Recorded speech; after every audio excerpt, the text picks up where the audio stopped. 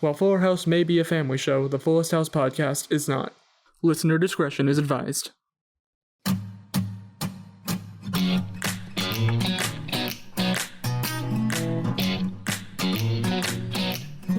Hello and welcome to the Fullest House Podcast, where today we're doing an exciting piece on preventive healthcare. I'm Zach Horowitz. I'm Mark Greene. And I'm Harrison Bloom. And guys, today is another episode of Fuller House. I don't know where I was going with that. Sure is. You're absolutely right, Zach. Heck yeah. Directed You're so by smart. Dave Coulier this time. Right. Yes. You're right. Yes. This is an episode. I believe is this the first episode of the series that was directed by Dave Coulier? I don't know. I think Tyler said it was the first of two. I think he said the first of two this season. I could be wrong. Oh, okay. Did he ever direct any episodes of Full House? This I do not know. I don't know. This sounds like the kind of research that we should have done before we started recording. Possibly. Well, we didn't know we had these questions before recording. That's also true. It's happening in the moment. It's live. You're here with us. This is the It's purest ephemeral. version of the podcast. It's here and it's gone, except that we're recording it and putting it on the internet. Guys, that's art, man. That's the art of podcasting for you. Anyway, you know what's also art and something someone is recording and putting on the internet? Fuller House. Max is doing an unboxing video. You're right! Oh, what a transition. Hey. Yeah. Hey. He's really popular on YouTube Kids. I love that they specify it's YouTube Kids. YouTube Kids, he does unboxing videos for his many sweater vests. Yeah. Yes. And DJ's like, what, people actually watch this? Kids these days on their YouTube and their social media. Back in my day, I ran for class president and I won because I'm the best. I'm DJ. I'm good at everything. And she says that. Yes. Yeah, you know what, Zach? Maybe I'm just gonna let you handle the recap this episode. I finished saying that and then I just saw both of you staring at me in complete silence and I was like, oh god, this is gonna be a fun episode for me, isn't it? Those were the ramblings of a madman.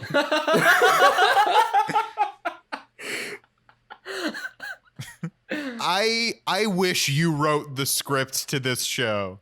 I've been losing it for 22 years, Harrison. This is just Fuller House is just my breaking point. Hey Max, I see you're opening a box. What if instead of that, you were president?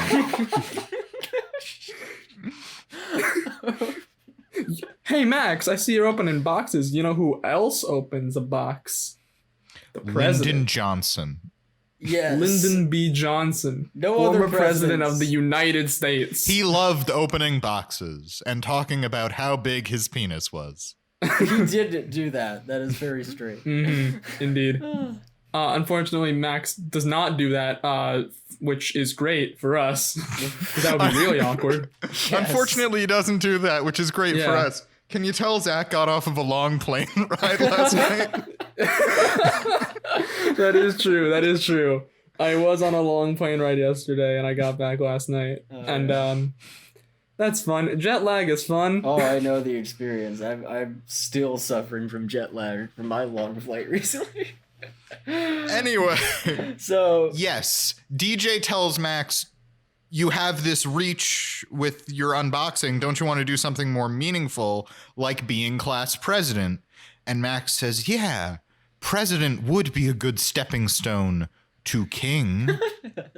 Max He just Fuller, is a king super- of everything. King Fuller, long may he reign. Maxwell Fuller, first of his name. Ooh, does that mean J Money Oh is my the God. court jester? Sovereign of the sun and stars. J Money is the court jester. or he's the Secretary of Transportation. Flanked forever by his brother and court jester, J Money the sad. J Money. J Money is the sad. And then J Money just like trips or something. Yeah. Michael Campion, if you're watching this, we love you.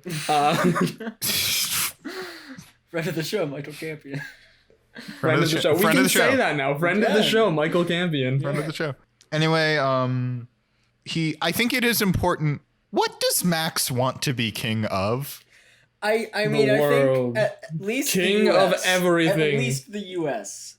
At least Definitely the the world, yeah, but at least the U.S. We've joked that Max is a supervillain in the making before, but that's a real supervillain line. Yeah. Like a king. The king of the butterfly. Stephanie even says that this is the moment that people will go back in time to stop. So they know. They're aware. Yes.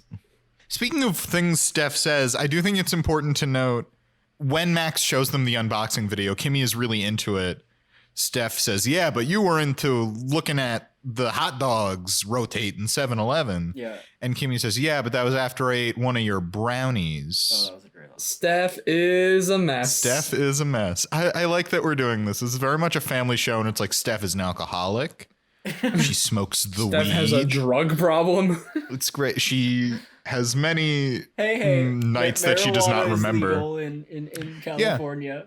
Yeah. No, I have no issues with anything she's doing. I just think it's funny how consistent it is. Usually these topics do not appear on family programs, is what we're getting at. Right. I don't think Uncle Joey smoked a lot of weed on the original Full House. No, he definitely would have been against Though, I mean, though it that was would certainly explain implied. Mr. Woodchuck. It would explain a lot. It would explain his deep personal relationship with Mr. Woodchuck.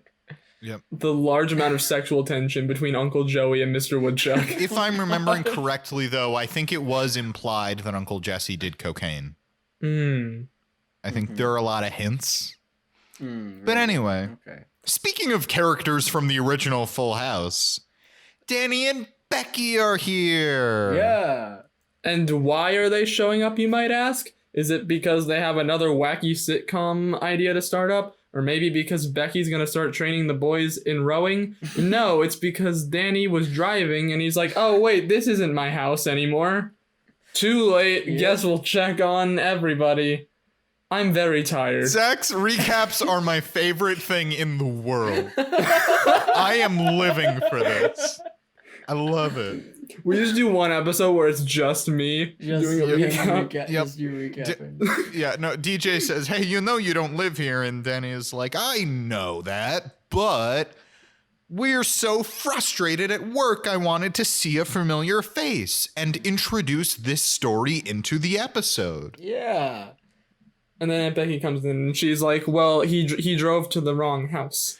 Because they do keep implying he drove to the wrong house. Yes, eventually I was gonna say that becomes a confirming running theme in this episode where he just keeps coming to the house instead of his own house. A problem that has never occurred before in the series, might I add, nor does it happen since, from my knowledge. But he just moved out, you know? He's missing his home, you know? He misses the couch based off the old couch. Yeah. He's confused. The jacket made of couch. Every now and then I am reminded of the time when Danny got a jacket made out of couch, and it changes the course of my day. But importantly, they're upset because hard-hitting bastion of news and journalism, Wake Up San Francisco, is having them do puff pieces. What? About like cute babies and dogs. And again, I was under the impression that Wake Up San Francisco was some hard-hitting news show and not like a morning talk show. That's It's weird that this is their conflict. Yeah. Danny's like, I wish we were covering gun violence. And I'm like, I wish you weren't. I was gonna say, I wish there was like a morning show where they just talk about murders. Like, the homicide rate has increased again. You just cut to two friendly-looking people on a couch. They have cups of coffee in their hands. They're laughing, and it's just like, we're here today to talk about the U.S.'s heroin epidemic. One of them's just cleaning off a bloodied knife. Yep. But there is a more important piece that they get to cover, because they get to cover preventive health in the form of Danny getting a camera shoved up his ass on live television. This is much later, but yes, they do eventually confront their producer, who says, don't worry, I have a very hard-hitting piece about preventive health lined up. Danny, get ready to have a camera shoved up your ass. Yeah, it's literally just like Danny and Becky go up to the producer, like, hey, we want to do more serious stories. And the producer's like, okay, do you want a camera shoved up your ass? One of you is getting a colonoscopy, and no, I'm not asking for consent. No. God. Yeah, that is true. That is really awkward. Yeah, this is happening. She scheduled the colonoscopy before asking them. So what if she just... Right? So what if she just went to them and they said no? Yeah, Danny was like, I don't have a colon. I'm just imagining like there's that. What if they didn't come up to the producer and ask for this stuff? What if it's just been like, it's like, hey, we want to do some like more serious journalism. Oh, funny that you mentioned that. You see, I really want to shove a camera up your ass. Oh my god. All right, but is there any heroin up there? I really wanted to do a piece about the opioid. Wait, guys. What if the producer just told Danny and Becky that they can take their hard-hitting journalism and shove it up their ass? Like the camera. Oh, sometimes I surprise even myself. And with that, let's go back to the scene where they're complaining to DJ because there's a knock at the door, which is always open, and CJ drops off Rose. But guys, for whatever reason, CJ doesn't want to talk to DJ. Wow, what the fuck? Wow. Like, what did she do? Ruin her wedding? She only ruined her wedding. My god, get over it. Yep. Like, doesn't that happen like every other Tuesday? Like, gotta deal with life, CJ. Here's the thing. Rose like goes off to hang out with Max, and DJ like sits down with Danny and Becky and says like, "Oh, I wish we could work through this. I've written so many emails and just never had the courage to hit send." And I'm just like, DJ, you wish you could work through this, but you're not putting in the effort to work through this. Yeah, you bring up a good CJ point. CJ doesn't owe you anything. CJ, even if you had sent the email, CJ still doesn't owe you anything. No. Yeah. But also, wouldn't sending an email be like the first thing you do? Like actually saying sorry? Instead of just being like, hello, CJ, I'm going to pretend nothing is wrong, but just say I want to talk with you about something. Yep. But she just won't send that email. Ruh-roh. Well, we then come to a scene that I really enjoyed because Rose is with Max. Max asks her, he's very proud of his unboxing video. He asks her how it was. She says usually she finds them very banal, but this one was actually quite engaging. And at that moment I went, oh, Max and Rose are Frasier and Niles Crane. Heck yeah. Frasier reference. Frasier This kids. is a reference I totally understand. Yeah, I mean, I've seen Frasier and his wife, so yes, I get it. Yeah. I have not, for those of you who were wondering. For whatever reason, these children act like they are straight out of Frasier, and I love it. It's great. Max tells Rose that he's going to be running for class president. She is aghast because she's going to be running for class president. This is, again, like a Frasier plot. Frasier and Niles are both competing for the same title. This has happened in Frasier.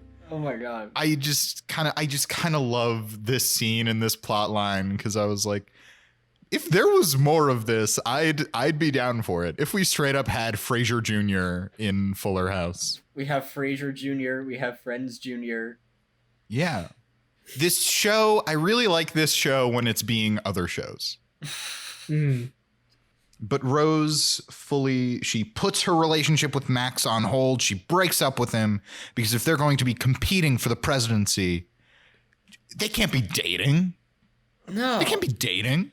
I mean, obviously they're doing all of this wrong. What they should do is form a House of Cards style dynamic duo and murder the competition.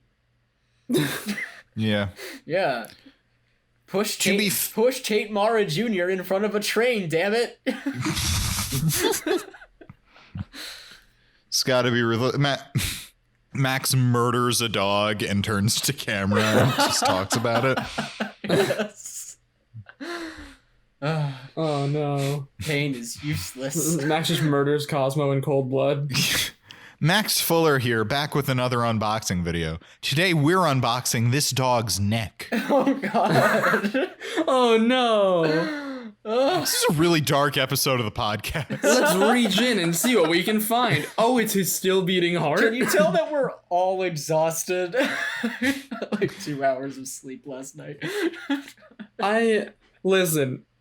I will say this genuinely. I think the comedy has been top notch. I think we should do the podcast tired more often. Sure.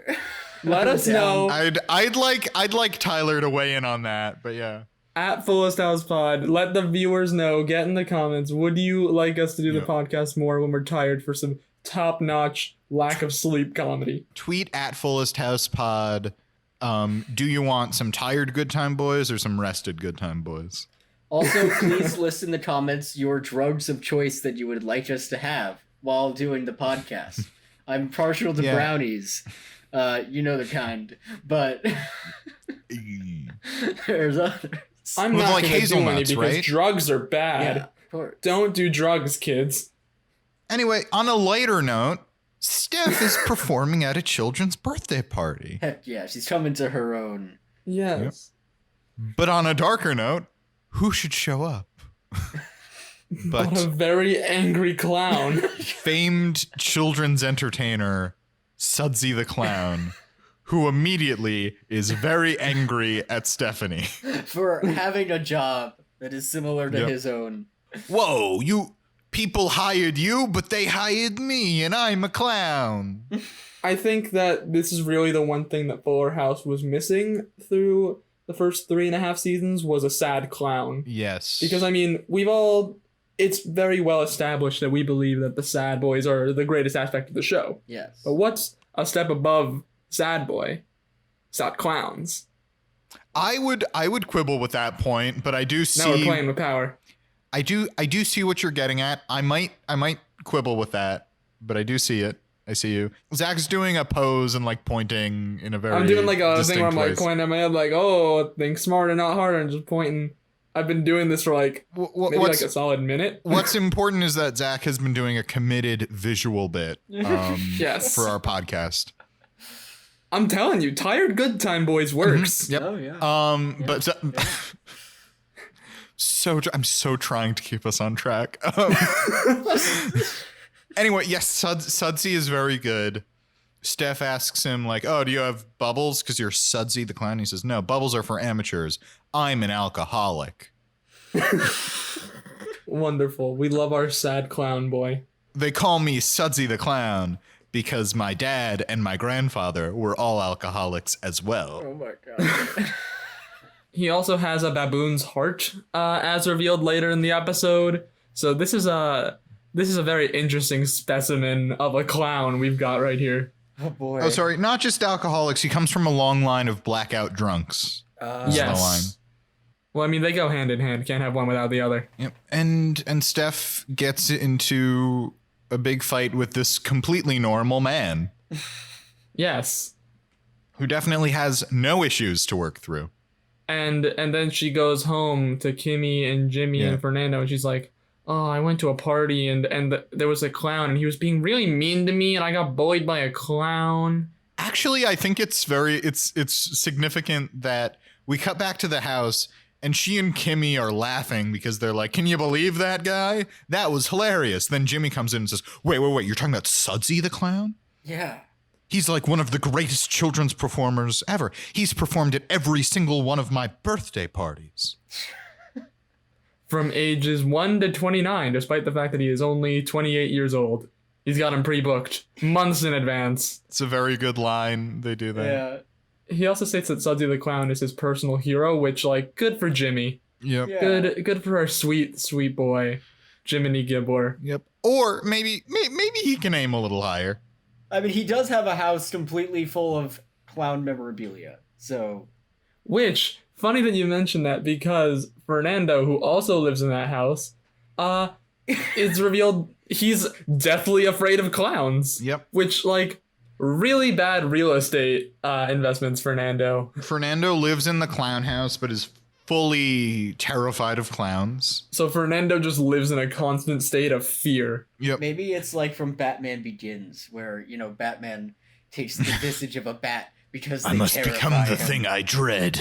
So he becomes the clown by exposing himself to the clowns every day.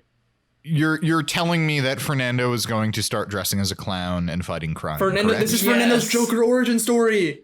Yes, guys. Yes, literally. He's gonna become the Joker. Oh, I want to see Joker, but Juan Pablo Di Pace.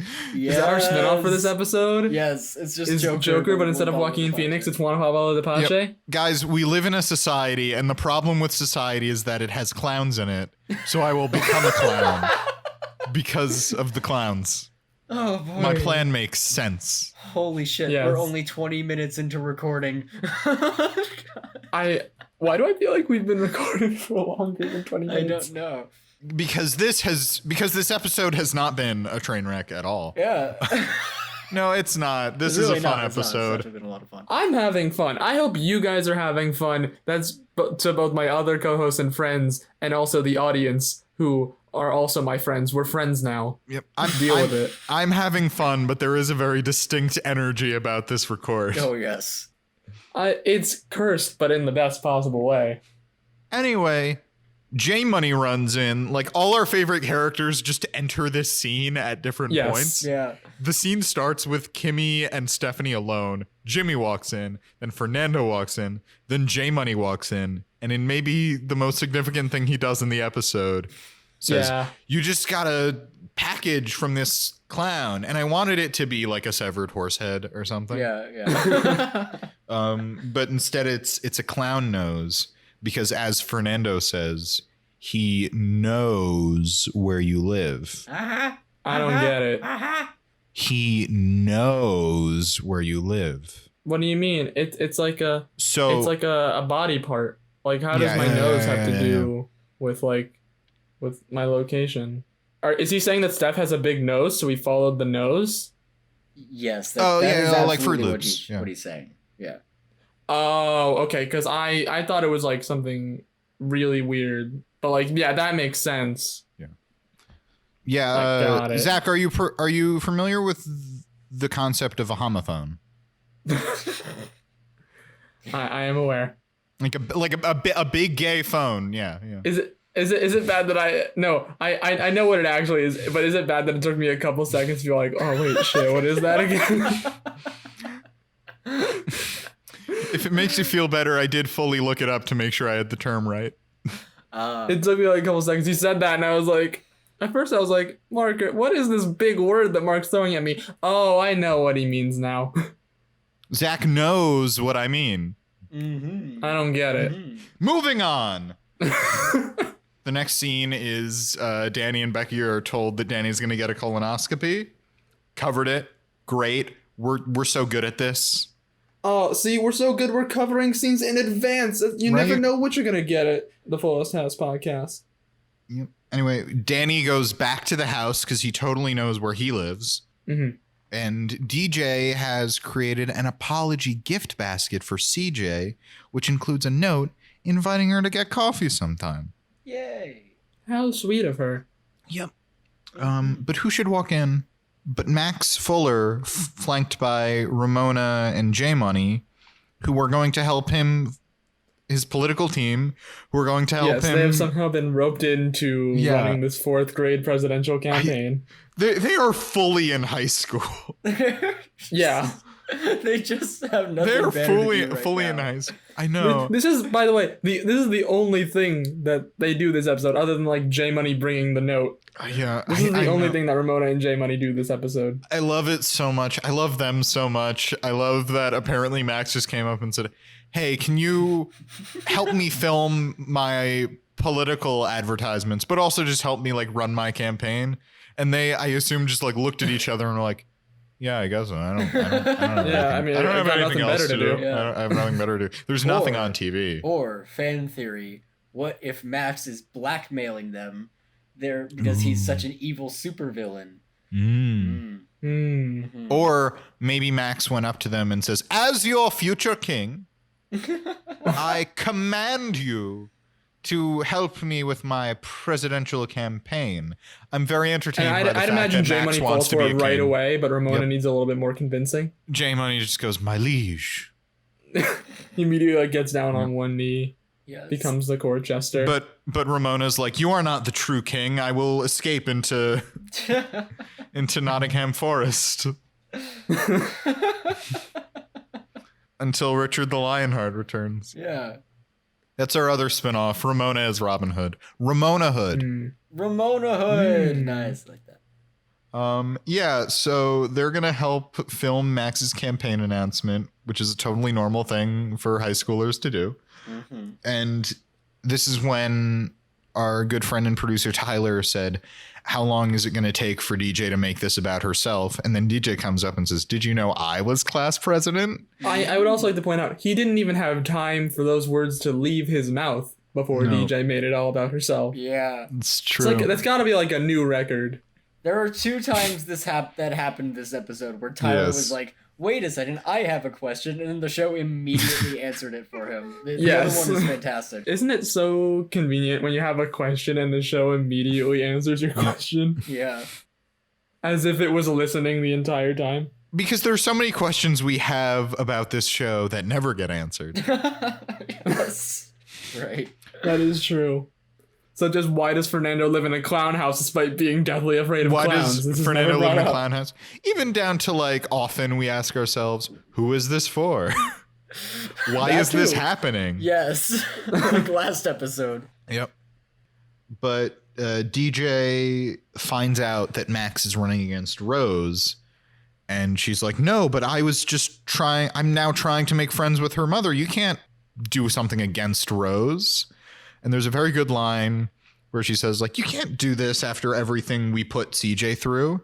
And Max just goes, we? That was so good. It's like, that yes, was very Max, good. Yeah. Correct. Love it. So good. Do not bring Max Calling into out this, DJ. That's the scene ends there, and it's like, that is the perfect button to the scene. You are supposed to end on a good, funny line to bring us out, and they did it. Love it. But the implication is he does agree to do a positive campaign. Anyway, next scene, Kimmy, Jimmy, Stephanie, and Fernando are playing cards. Yes. They do not seem to be on the same page about what they are playing. Because Jimmy says, go fish. Yeah. Stephanie says, we're playing gin. And Fernando says, I thought we were playing strip poker. I think it's honestly worse than what you said, because I think Jimmy says Uno instead of go he fish. says Uno, yeah. Even in the context of Uno, though, he didn't even have Uno. He had several cards he in didn't his even hand. have Uno. Yeah. That is true. Oh, now I feel bad that Jimmy doesn't know how to play Uno.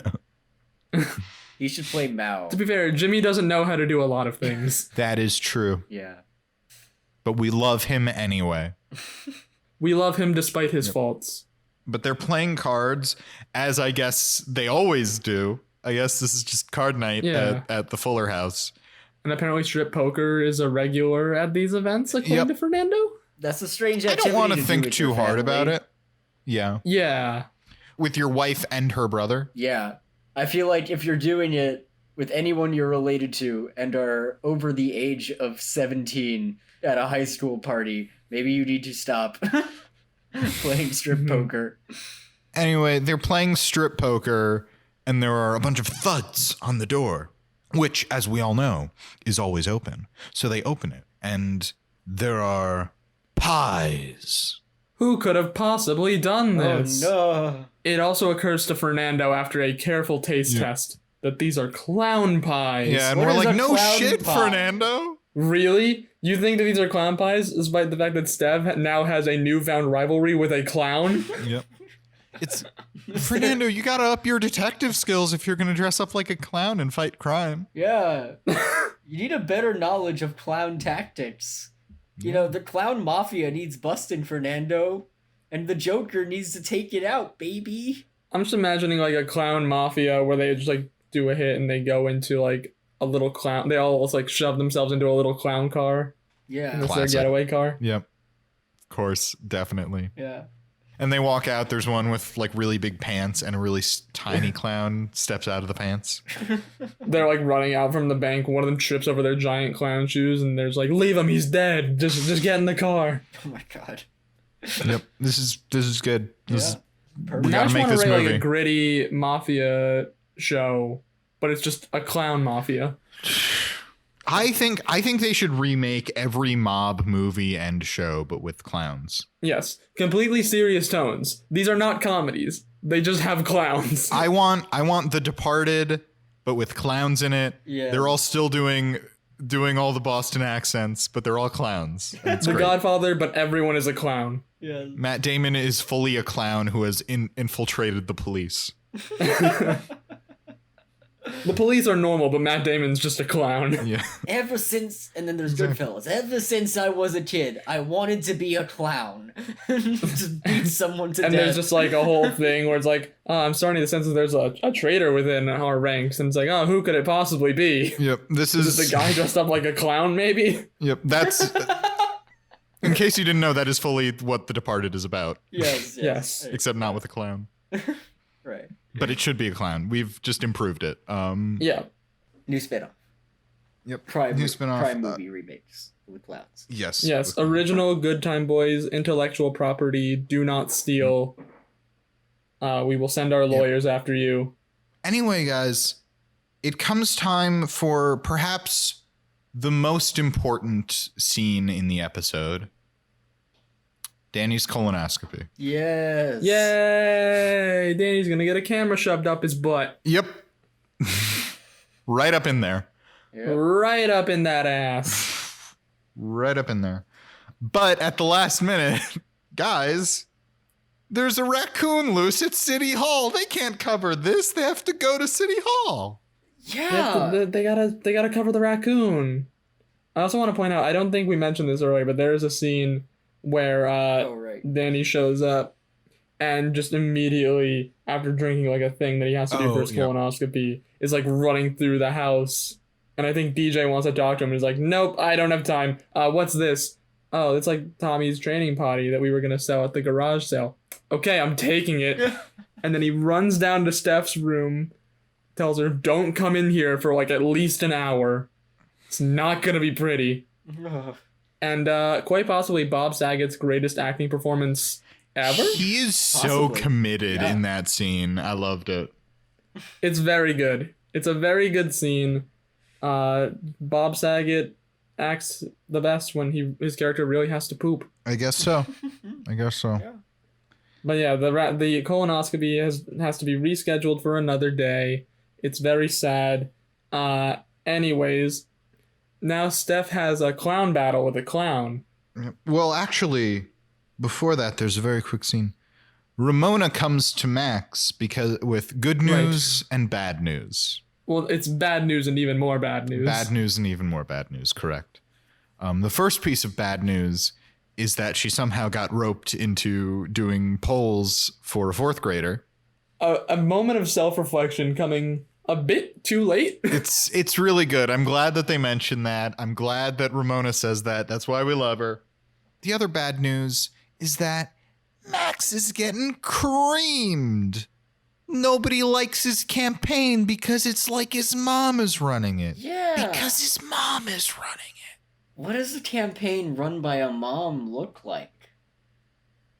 Lame. Not like all those cool fourth grade presidential campaigns Yeah. with like motorcycles and skateboards. And then Max decides that it's time for his Joker origin story and decides if I want to be class president, I have to slander my girlfriend. You either And die that's a exactly hero or what he live long does. enough to see yourself become the villain. Yeah. The king. If Fernando is the Joker, Max is Two-Face, a disgraced political figure, too far gone by...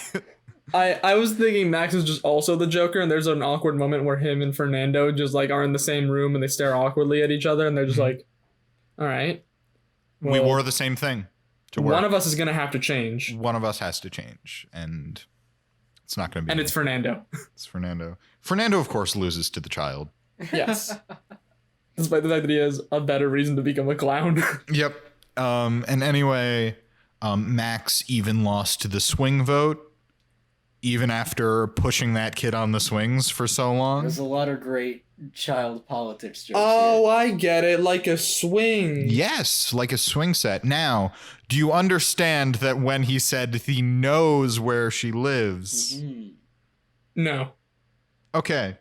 Anyway. Zach, we're learning a lot today. Zach sometimes gets puns. Yay. Anyway, now we have the big confrontation. Yes. Sudsy on one side of the ring, Steph on the other. Hell yes. No holds barred. No holds barred. Music battle. Music battle. Steph brings her rock and roll guitar. Sudsy's got his clown accordion. Mm-hmm. And they battle it out. And unfortunately, Sudsy's baboon heart. It's not a bamboo heart. That sounds very unhealthy. That sounds Bamboo heart. yeah, I can't physically. Anyways, his baboon heart can't take all the stress, and he loses the battle to Steph. Yeah, but you know what? The kids love it. The kids are like really into it, and I'm like, a man is dying on stage. Nobody wants to step in. You bring up a good point. Kids are also really into it. This man who's having heart issues. That this man who has the heart of an animal isn't doing so hot. Yeah. We can rebuild him. Make him stronger, Oh no.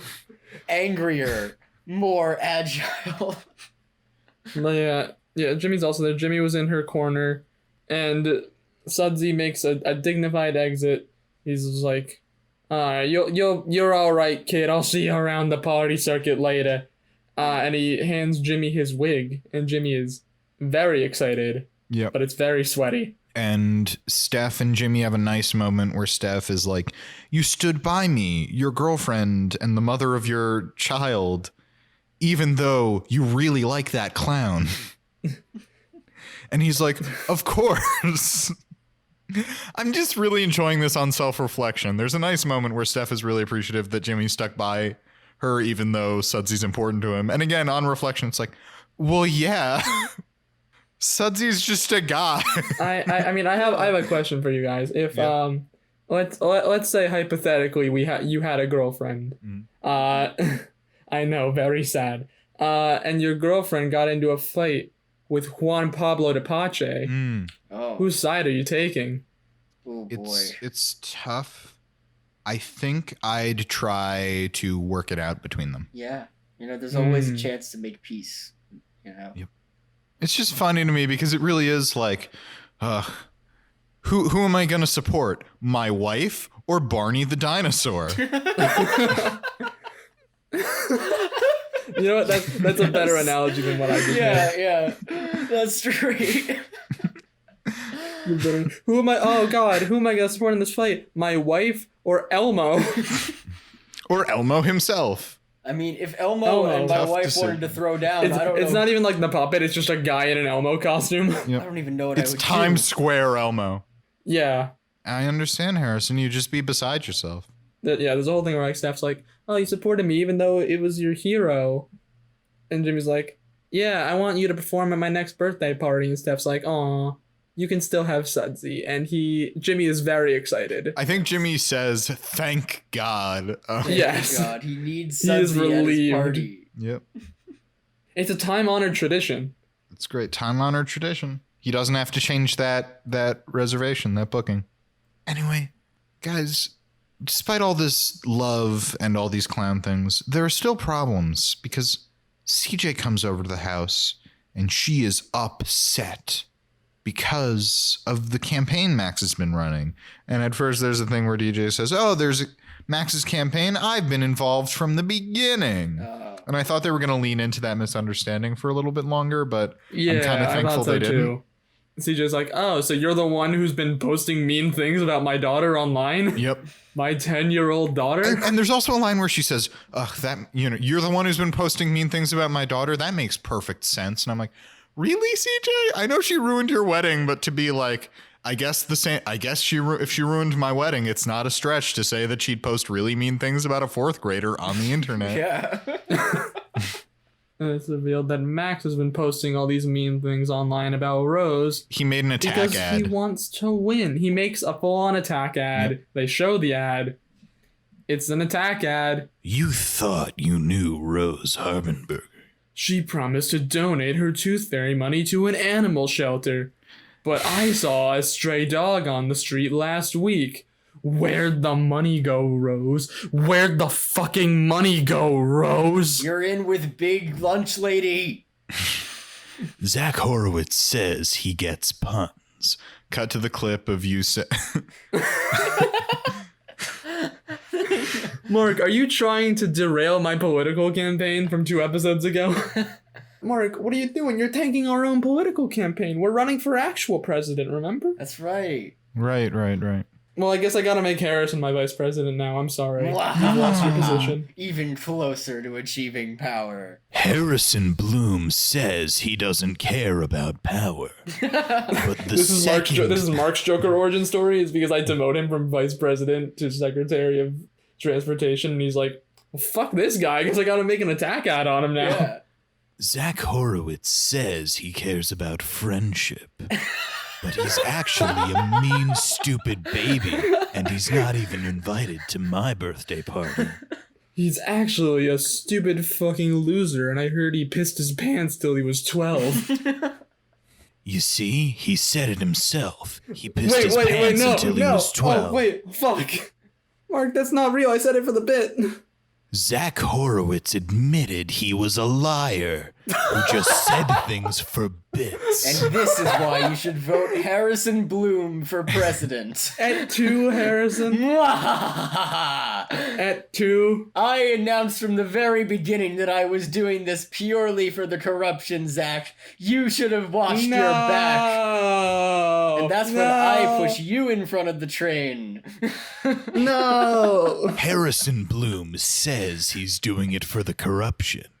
And he's correct. That's a man I can trust. You're right. I'm the ghost of Zach Horowitz, and I approve this message. This message is brought to you by the commission that says that Zach Horowitz is a big poo-poo baby who's a huge liar and a stupid person.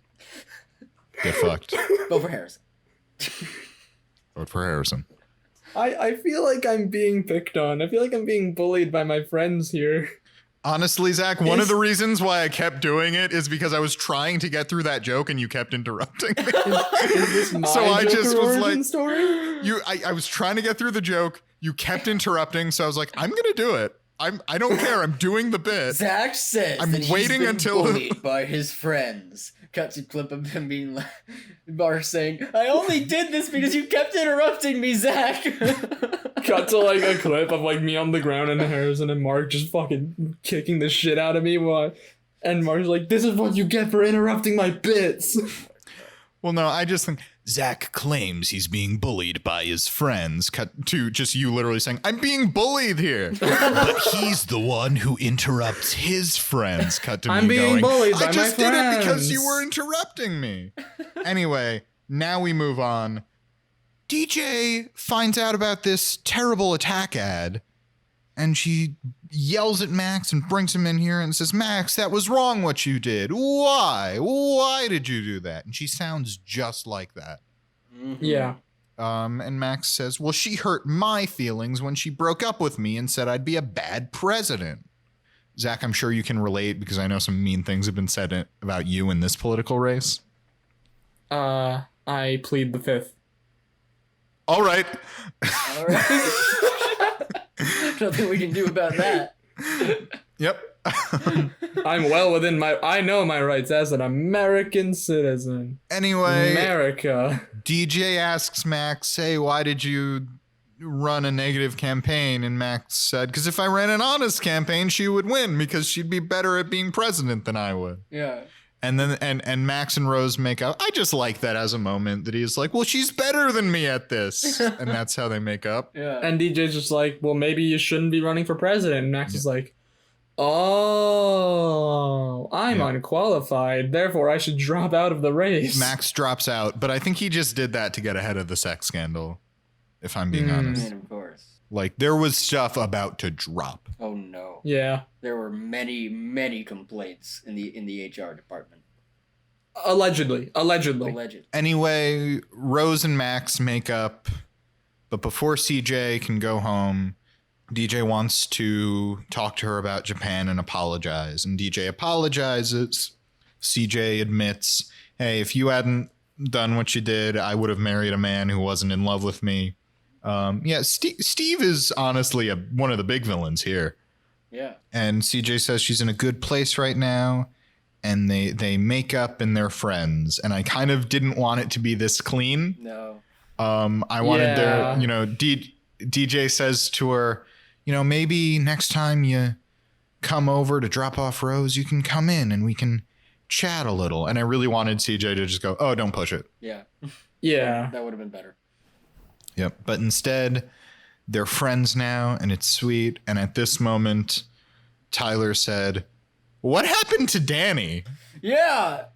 And then right away, Danny walks in wearing his hospital gown and says, oh, fucking damn it, I went to the wrong house again. That's it. Wait a minute. That's it. That's all the context Wait a we minute. need. This isn't my house. Oh, don't you hate it when that happens? Also, I All will the say, I feel time. like Zach Horowitz claims this isn't his house. I feel like this is one of the only episodes where like the credits start rolling, where it's like executive producer, blah blah blah. It starts going, Yep. and then it stops, and then for Danny to come in, so they have like a little stinger joke at the end, and I thought that was fun. Yeah, I wish this. I mean, shows like this usually do end with a little stinger joke at the end. I really appreciate that this episode had it. Yeah. You're right. Yeah, it was very good, and yeah, that's it for the episode. And with the end of one episode brings this beginning of our favorite segment, Sad Boy of the Week.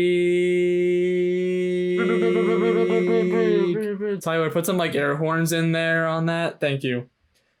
I feel like we've got a lot of potential nominees. We have a lot of potential nominees. Some that don't get nominated all the time. Right. Okay, let me start off with some of the obvious ones. Yep. Danny. Yep. Yeah. He Danny. gets nominated quite a bit. But Yeah. Danny, I was thinking.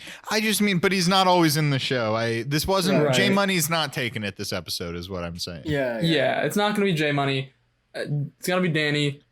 Fernando. I think yep. has to be nominated. These are what as well. I was thinking.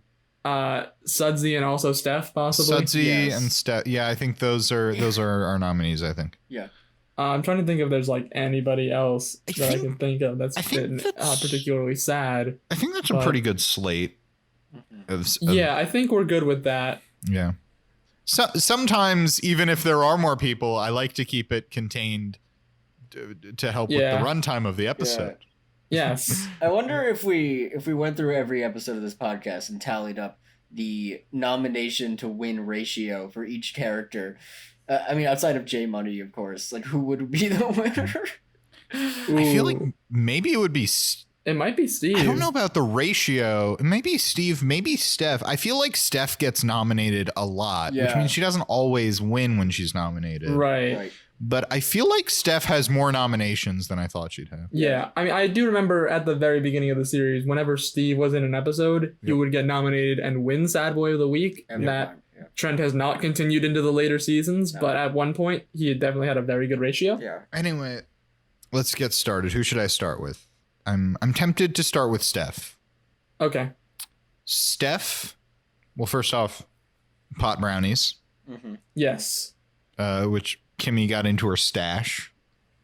Second, after all the deliberation about her children's performer persona, we find out that her persona is just Aunt Steph. Yep. That is true. We did not mention that, but yeah. Aunt Steph, a lady who wears normal clothing that she wears in her normal life. I kind of like that she's like, I tried to be Sunshine Stephanie. Instead, I'm just going to be literally myself. Well, you can't call yourself Stephanie. And then like Max runs in and is like, hey, Aunt Steph. And she's like, got it. There we go. There we go. Yep, there it is. Yep. She's literally an aunt. She's Aunt Steph. She's just, and I mean, kudos to her for her confidence in herself. But I kind of like that after all that deliberation, she's like, yeah, I'm just going to be me. she fully gets into a rivalry with a clown. Yes. Every moment of her personal life gets interrupted by threats from this clown. This is a sadder rivalry than Fernando and Max. Yep. And in the end, she crashes a child's birthday party so she can have a music battle against the clown. Her on guitar, the clown fully on an accordion. This is one of the most surreal afternoons I could imagine. Yep. So I think that's Steph. That's Steph. Yep. I think it's, yeah. Do we want to go Sudsy next just because I feel like the stories run pretty parallel to each other? Yeah. Sudsy is a sad, mean little man who does not like that Steph is also a children's birthday party performer. Does he do this with everybody? Does he just do every kid's party in San Francisco? You don't have what it takes. Or is it just that Steph is a woman? Is he a misogynist as well? Perhaps. Ooh. You don't have what it takes, kid. He doesn't even sound like that. I'm just doing that voice. Yeah. Mm-hmm. Or maybe continuing the mafia theme. Maybe all of the other children's performers in the area are actually under his protection, quote unquote, and he needs to shake her down and get her to join his side, you know? It's all just part of the business. Nothing personal. Yes. Yep. All part of the business. Yeah. He's an alcoholic from a long line of blackout drunks. Yeah. He has a baboon's heart, and not just to like hold, not just to like carry around. It is in his body. Yep. That's a thing about a man to note. Yep. He is either so fixated on this one person who slighted him or just so insecure that he spends a lot of time and effort sending threatening clown-related gestures to her. And in the end, his baboon heart leads to his downfall because he just can't take the rock and roll, man. Yeah. The monkey heart. The monkey heart. Gotta know when to quit while you're ahead. Mm. Sudsy. And he gives his wig to his biggest fan, a 28-year-old man. Yes. And that's Sudsy. That is Sudsy. Yep. And then we have Fernando. Yeah, we have Fernando, who it's not a very long case, I think, because it's basically we find out Fernando is afraid of clowns. Yes. Despite living in a clown house. And also, I guess in his default mode is just like, I guess we're playing strip poker, even though we have neither been playing poker nor has anybody stripped. He's just ready. Get there. How does your mind get there? He's just got like tearaway pants at the ready. Yeah. Yeah. I can't really think of anything else for Fernando. I mean, I also just really love the implication that it's like he's deathly afraid of clowns, but he has been living in this clown house for over he lives a year, in the clown house, yeah. in this constant state of fear. Yep. But he braves it because he loves his wife. Yes. Because he loves his wife. And he has nowhere else to stay. That's why he spends all his time at the Fuller house instead of his own house. He's deathly afraid of it. He's afraid of Well, his it's house. also always open. It's true. So in theory, they can't keep him out. They can't. Anyway, Danny Tanny. Danny keeps driving to the Fuller house because he is not sure where he lives. Damn. He has forgotten that he does not live there and keeps going there accidentally. He also keeps making up lies as excuses as to why he keeps going there, including the fact that they're just having him do puff pieces on his morning talk show about cute babies and dogs with sunglasses. Cute babies and dogs with sunglasses. What is this? Fuller House? This weird for the show to take shots at cute babies and dogs. That's kind of the bread and butter of this franchise. Yeah. Mm-hmm. Anyway, he bravely stands up to his producer and is told, hey, good news. You're getting a colonoscopy. So On live get ready television. to have a camera shoved up your butthole, right up in there. We're going to take a look around. Get pumped. Heck yeah, bro. And then he spends the rest of the episode shitting. He's left He out makes a to really big dry. poop. And I think it's also important to note, she says to him and Becky, one of you has to have a colonoscopy. Becky immediately goes, not it. Yep. So he is left out to dry by his sister-in-law, co-host, and friend of many, many years, Becky, who immediately says, nope, you're doing that. You're doing that. I don't care. You're doing that. I had to go to prison. You're doing that. You're doing the colonoscopy. We trade. We trade. You were in on this too, Danny. Don't forget. No, not Bob Saget. Don't forget when you got DJ on the women's softball team at At UCLA. At UCLA. He fully gets ready for the colonoscopy. It's gonna be on live TV. Everyone in America will be looking right up in there, looking up Danny Tanner. But his moment in the spotlight is cut short because there is a raccoon loose at City Hall. So he's gonna have to do it all over again. He's gonna have to do it all over again. Also, yes, I interrupted you accidentally. I did. Yeah, he does drink some laxatives and he has to take a big poopy. Yeah. Using Tommy's old potty training seat. Yes. And Steph's room. Which and like Steph's bedroom. Yep. There are bathrooms in your house, Which Danny. maybe that's also a case for Steph. Yep. Oh, yeah. Add that yeah. onto Steph. That Danny yeah. uses Tommy's potty trainer In her room. Danny just full on takes a shit in her bedroom. Which is takes a shit in her bedroom. Anyway, yep, he's gonna have to do it again. And to top it all off, he comes back to the Fuller house and finally admits, I have a problem. I don't know where I live. All right. Is it voting time? Yep. All right. You guys want to go first? I think I'm voting for Danny. I think I was that's tempted to fair. vote for Steph because I loved her energy in this episode, but it's just Danny's so sad. Steph's case was stronger as I was recounting it than I thought it would be. Yeah. Going in, but I just mean Danny in this episode. It's just I went in honestly fully expecting to vote for Fernando, and then the case made me think like, oh, the case is a lot weaker than I thought. It was more so just the implication of what happens in the episode. Yeah. But and then you said like Steph's and Danny's cases, and I was like, okay, these are two like actually very good cases for Sad Boy. I'm more than okay to give this one to Danny. Yeah. I think Danny's has to take it. Yeah. Yeah. Congratulations, Danny Tanny. Yes, congratulations to Danny Tanny. And with that is going to be the end for another episode of the Fullest House Podcast. If you liked what you just listened to, make sure to like our Facebook page and follow us on Twitter and Instagram at Fullest House Pod. Once again, I'm Zach Horowitz. I'm Mark Greene. And I'm Harrison Bloom. And until next time, may your houses be fuller, and may your colons be cleansed.